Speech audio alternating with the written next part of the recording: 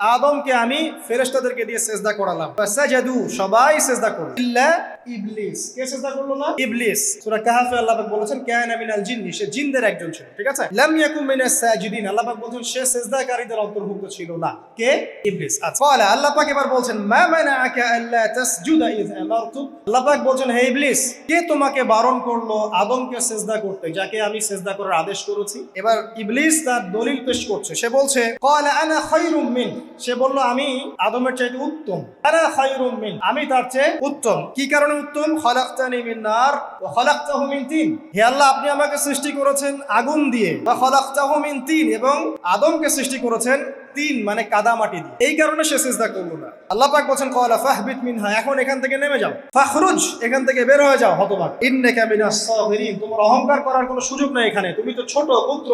ক্বালা, এবার ইবলিস বলছে, এই জায়গাগুলো খুব ভালো করে শোনেন। ইবলিস বলছে আনজিরনি, হে আল্লাহ আমাকে অবকাশ দিন, ইলা ইয়াউমি ইউবআসুন, যেই দিন আপনি কিয়ামত ঘটাবেন, যেদিন সবাইকে পুনরুত্থিত করবেন, ওই দিন পর্যন্ত আমাকে অবকাশ দিন। যেদিন আপনি পুরো মানব জাতিকে উঠাবেন কবর থেকে, আবার ওই দিন পর্যন্ত আমাকে অবকাশ দিন। তার মানে কিয়ামত যে হবে এটা নতুন করে লেখা হয় নাই, সভ্যতায় হিস্ট্রি শুরু থেকেই কিয়ামত ছিল। বুঝতে পারছেন?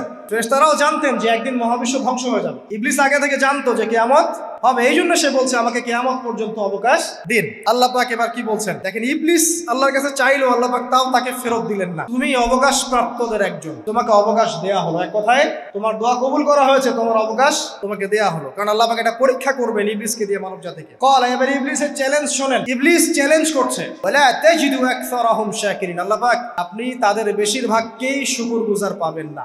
ইবলিস কি চ্যালেঞ্জ করলো? আমি শুধু বসেই থাকবো না, ডান দিক থেকে আসবো, বাম দিক থেকে আসবো, সামন থেকে আসবো, পিছন থেকে আসবো, আমি আদম সন্তানকে পথভ্রষ্ট করেই ছাড়বো, আপনি আদম সন্তানের বেশিরভাগকে পথভ্রষ্ট পাবেন।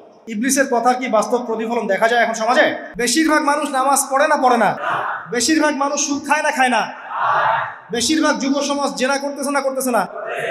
বেশিরভাগ লোক মাদক খাচ্ছে না খাচ্ছে না? পৃথিবীর কোন জায়গায় আল্লাহর বিধান আছে কি নাই? বেশিরভাগ নারী পর্দায় চলে না চলে না?